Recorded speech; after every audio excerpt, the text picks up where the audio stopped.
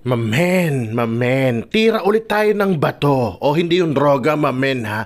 Pansit bato ng Kamsur, mamen. Ewan ko ba, sarap na sarap talaga ako sa noodles niya eh. Pero this time, mamen, medyo Manileño style naman, yung hindi masabaw. Parang pansit canton, pero pansit bato ang gagamitin natin, mamen. Ayan, sinimulan ko sa aking paboritong kikiam. Pinirito ko muna siya, mamen. Tapos nung okay na, isa-set aside ko muna yan.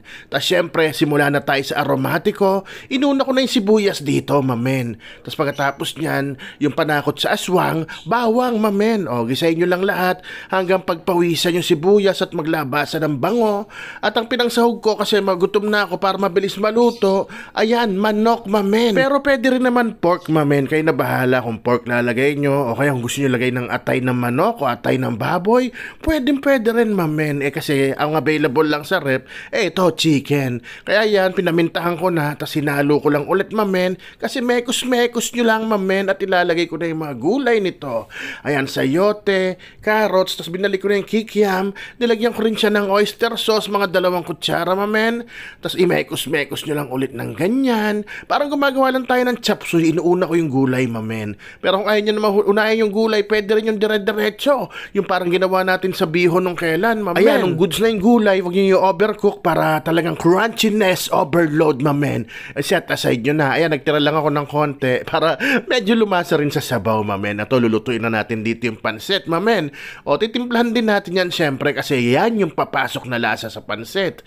Ayan, nilagyan ko ng toyo. Tapos yan, chicken powder, onting sugar, mamen. Tapos yan, nor seasoning, mamen. Kung wala, okay lang din naman. At syempre, paminta, mamen. At imekos-mekos nyo lang ulit. Pag na-mekos-mekos nyo na, pwede nyo na ilagay yung pansit bato. Napakasarap talaga ng consistency nito, mamen. O sa Shopee ko in-order yan, ha. Marami dong klase. Hanapin yung brand na yan, mamen. O nilagay ko na siya. Nagdalawang isip pa nga ako kung ilalahat ko eh. Ayan, o, nag-iisip ako. Pero lalahatin ko na kasi nga, paborito ko tong pansit na to, mamen.